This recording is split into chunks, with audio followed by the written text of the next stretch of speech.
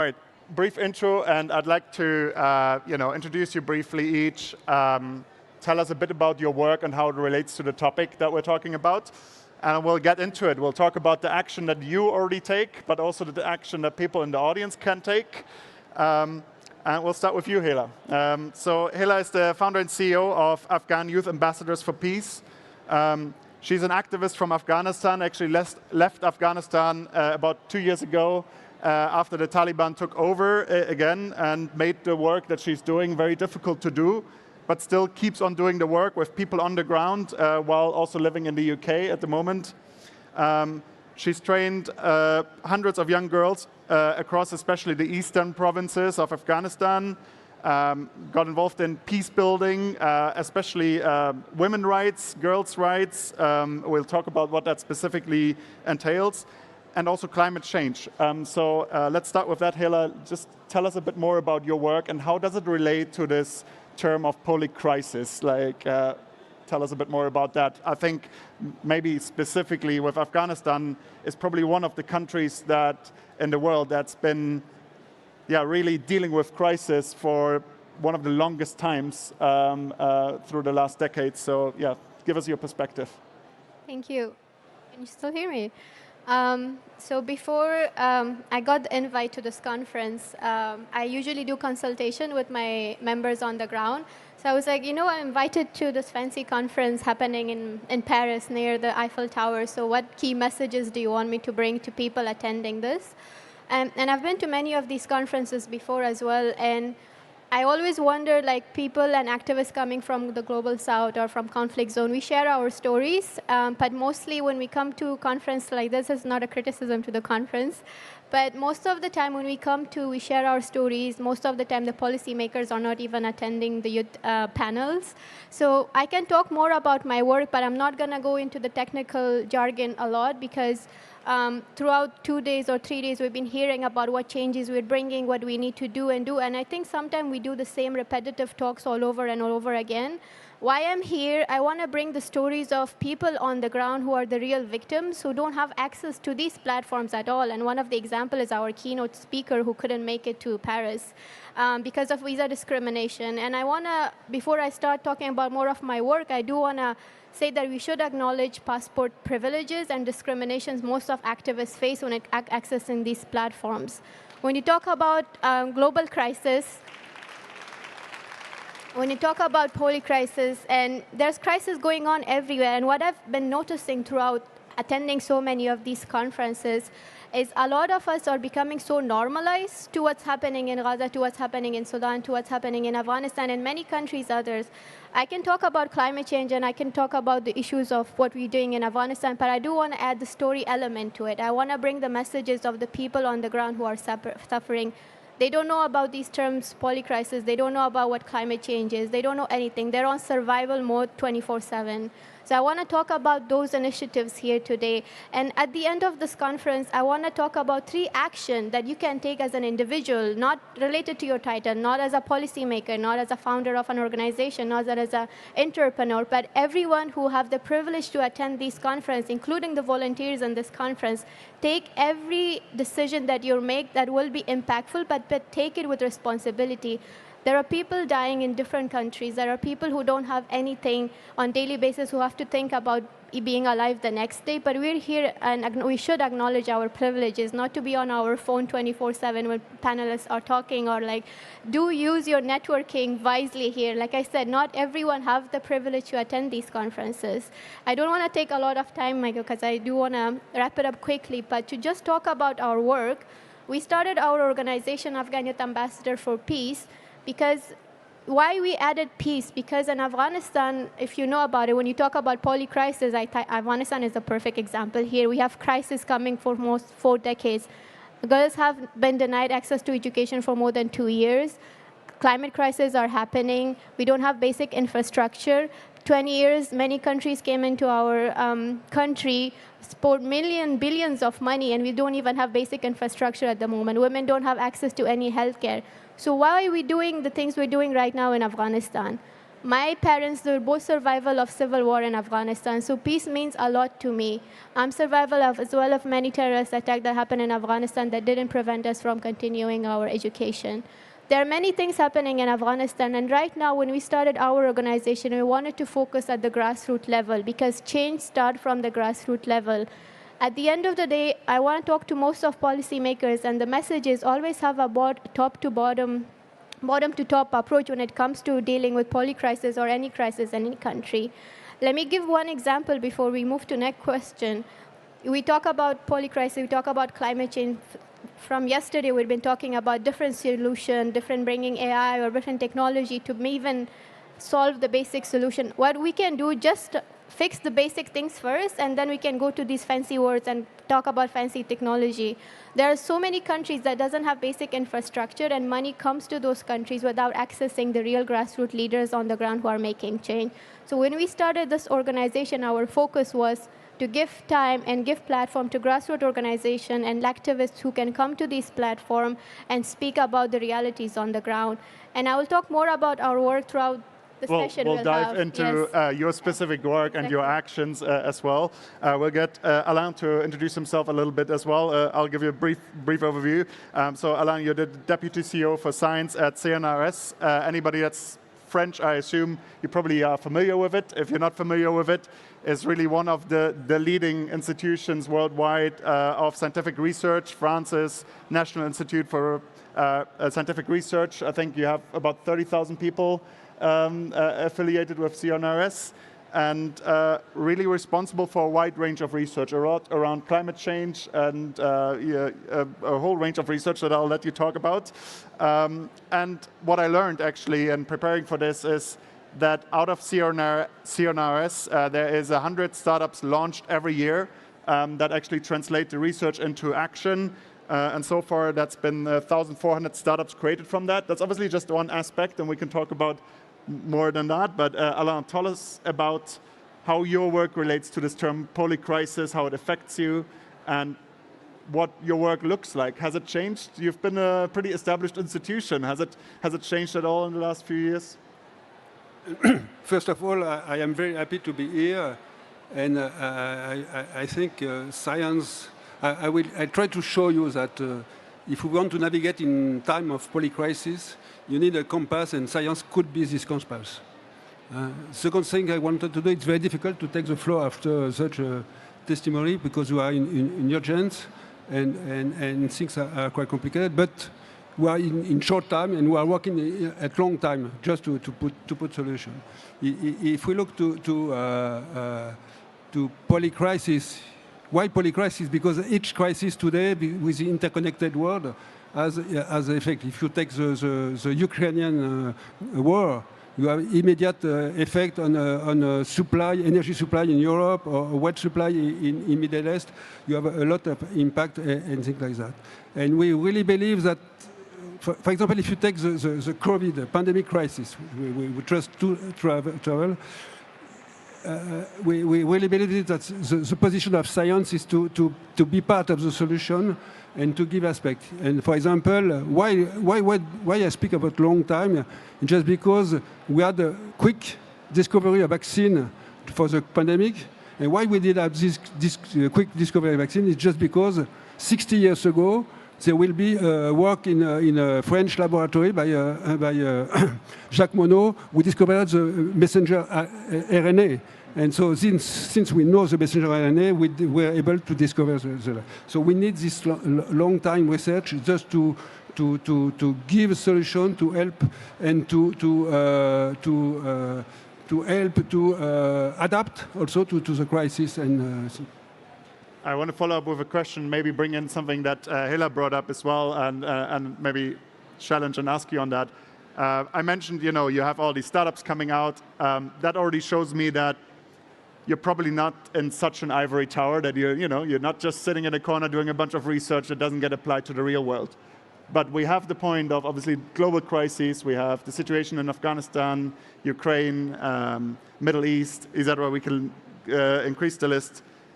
How do you even weave that into your research, into your work on trying to solve problems holistically rather than looking at it just from the micro focus on one specific issue? Okay, so, I mean, we have to do both, to look at each micro crisis and to look globally at the polycrisis system. And that's the force of the CNRS, just because we have all the science. And when I speak all the science, it's eventually mathematics, physics, chemistry, but also biology, but also social science, but also economics, but also political science, but also ecology. Well, all the panel of science, and we're able to put all these experts together to help us to find a solution. And if you told that we're not so bad, we're on an excellence level, it's just because if you look at, for example, where there is 24 Nobel Prize, we were a member of CNRS, we have 14 field medals, but we are doing fundamental research, but we want to put this fundamental research at the service of the society. It's why we are creating this number 100 startups each year. And for example, we had a presentation this morning of one of these startups, Aldoria, on the FL stage, which is working on the clean space, and we're working on that. Today we have also about 80 startups working on the sustainable agriculture. And just by helping this starting creation, we also we believe that we will be able to help the society. Got it. Heela, what's your point of view on that? Like, what will be your challenge to Alain, maybe on the work that they're doing? Do you think that on the ground in Afghanistan or in other crises, that's actually the solutions that they are developing are actually arriving, or how would you react to that? I think coming from my experience, I think most of the things, whether it's startups or policymakers, when it comes to dealing with the issue of climate change, gender equality, or human rights, we have like this white and black perspective, but never look at the gray areas. So in a lot of countries, like I said, we do a lot of research, but it's mostly built on the sample of one country, and then we implement that in another country, which is not working.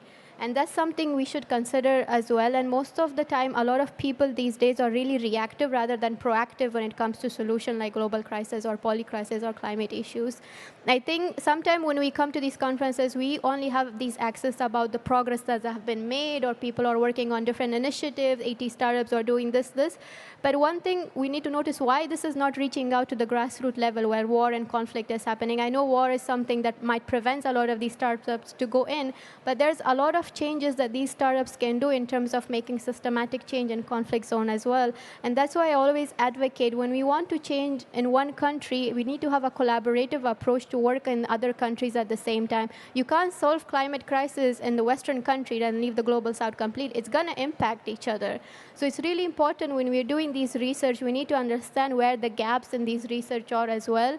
If it's not being implemented, why is it not being implemented? Where are we lacking? Is it 2024 and we're still talking about solution, but we already have the solution. We're just not implementing those solutions. We're doing the same policy. We're drafting the same policy paper. We're drafting the same research paper again and again. You're doing repetitive work, but what we're lacking is implementation and accountability. And these are the two things that we should be focusing more on. Why accountability is lacking, why implementation is lacking when it comes to implementing either scientific research or policy making or anything related to polycrisis or preventing these crises. Anything on that? Some applause, there we go. Anything on that in terms of how would you respond to that, on how how you can not just develop solutions, obviously here in France with CNRS, but also integrate international perspectives and people on the ground that are far away from the scientific research that your organization does. Yes. First of all, I'd like to say that what I said that CNRS is working on all the field. We have lab working on Afghanistan. I mean, we have lab. We have the Center for Sociology and Political Science, which is working since 50 years in Afghanistan and political science. We have people who are working on law and in Afghanistan, and we just just wrote a book about the Taliban government. So that's the first point. I don't remember the question. So, I mean, maybe following up on that, right? You have an institute since the 60s that's also looking at the crisis in Afghanistan. I mean, Afghanistan has really been in crisis pretty much for decades. But yet we're still in that situation, right? So what do we need to change? Yes, okay. No, I just want to follow my first answer. That we are also an international organization. We have more than 100, we have about 100 labs all over in the world, in 50 countries. We are in 50 countries, and we are working with all the scientific of the world just to find, to look at the crisis also, and to find,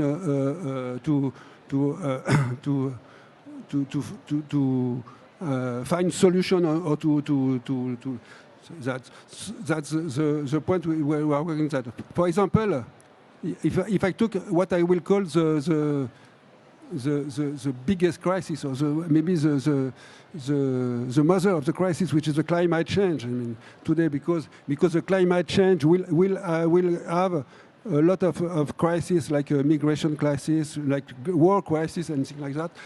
It's more than 40 years that the scientific try to explain that there is a climate change, and will have problems.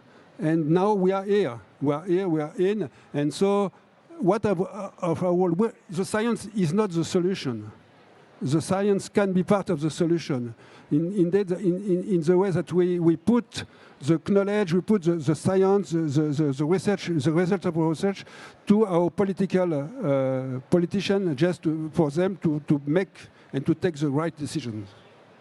Got it. Well, we'll talk about that. You brought up, obviously, climate crisis as the mother of all crises, and we'll talk about that. Heela, what's your perspective on that? Afghanistan is already affected by climate change. Would you describe it as the mother of all crises, with all the crises that your country has dealt with, or what's your perspective on it?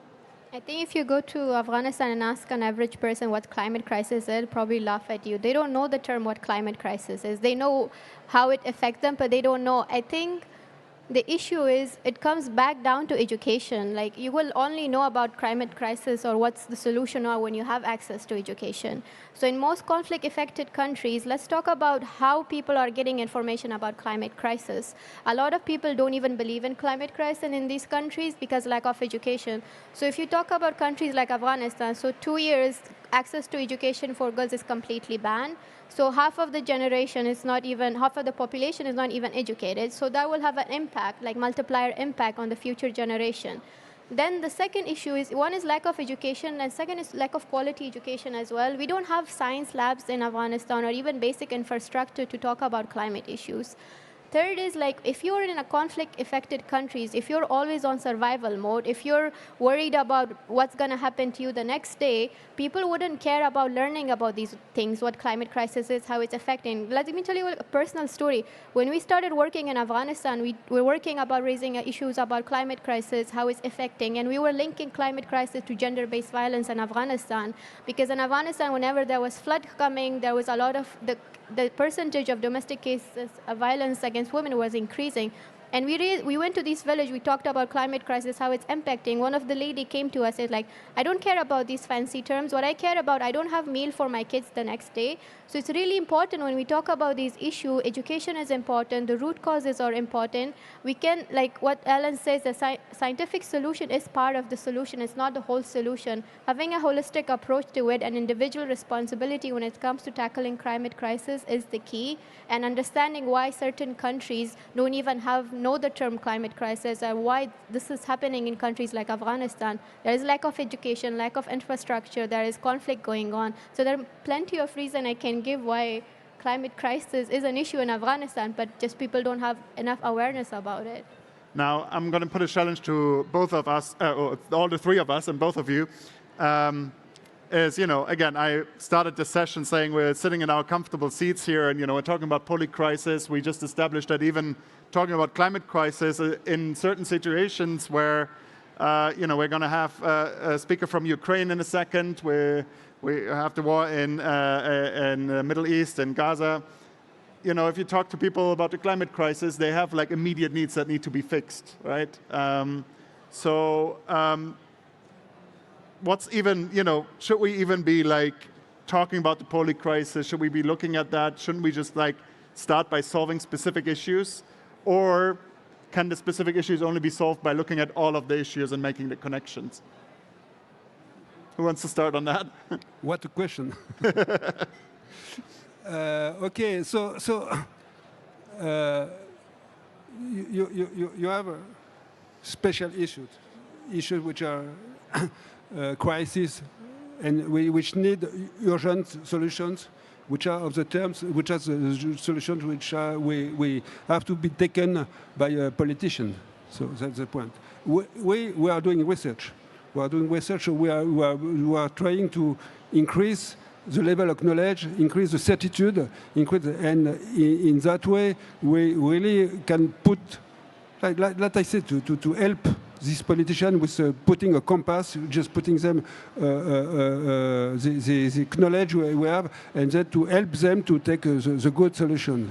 And also, we are also working to the long term, just to be sure that, and I am sure that looking for the climate crisis, which may be not important for in some local crisis now, that will be very important for everywhere in the world in the near future. I mean, that will increase the number of wars, that will increase the problem of migration and things like that. So each person has been to be at his place. We are doing research. We put the result of research to the society just to help the society to navigate in this term, which are very complicated, and which will be more complicated each day. I mean. Got it. Now we have about 3 minutes left for this session, so I want to make sure that we talk about a bit about action as well. So Heela, you're taking action every day with your organization. Maybe you can bring some examples in, but then also share what people in the room can do to not just talk about the polycrisis and agree on everything that we just said and go home. Just coming to the previous question, I'll just briefly explain that. When you talk about so many of these things, you do get overwhelmed, like which crisis to tackle first. And I think from my experience, adaptive management and collaboration is really important with every stakeholders. I think right now what we're doing handling crisis is either your job or my job. You do this and I'll do this. So instead of doing that, having collaborative approach and adaptive management to crisis is really important. And that's why I want to come to the action points, why this is such an important thing. So at this conferences, usually we target policymakers and change makers, because most of the time they're not even present here because they have their own exclusive events happening. So don't even listen to young people bringing these solutions or these problems. But I want to target those who are here in your individual basis. You either volunteer, you're a student, what you can do to like take every small action in order to make change. First of all, increase your awareness, not just look at everything as just black and white. When you're meeting people from conflict zone who are tackling climate issues, you often see them as people who are resilient, but please acknowledge that resilience is not always a choice. Not many of us needs to be resilient. So the problem and the conflict and the people and the issues that we're facing is not by choice either. So climate crisis in Afghanistan is really different comparing to climate crisis in Paris. So raise your awareness. And at the last action point would be, you will do a lot of networking here. But instead of just taking selfie or Instagram post or just tweeting, make sure you have one impactful action that you can take in order to help people in the global south. You can donate to grassroots organizations who are working at in the conflict zone. That small donation can help a lot of people on the ground. Do that as individually. You don't need to wait for big organizations like UN or USAID or UNDP to fund these grassroots organizations. Take individual responsibility at the end of the day if you're leaving this conference. Thank you. That deserves an applause, yeah. Alain, any words to add to that on actions to take other than joining CNRS and advancing research? Anything else that people in the audience can do to be part of the solution? Okay, so we want to be part of the solution. I think really, I really believe in innovation. Innovation, and by innovation, I said we are helping by the creation of startups, and a lot of startups are also to help many of the crises we're facing. Many of the crises we're facing. So I spoke about agriculture. I can speak about a lot of things like that. And also, I come back to the fact that we have to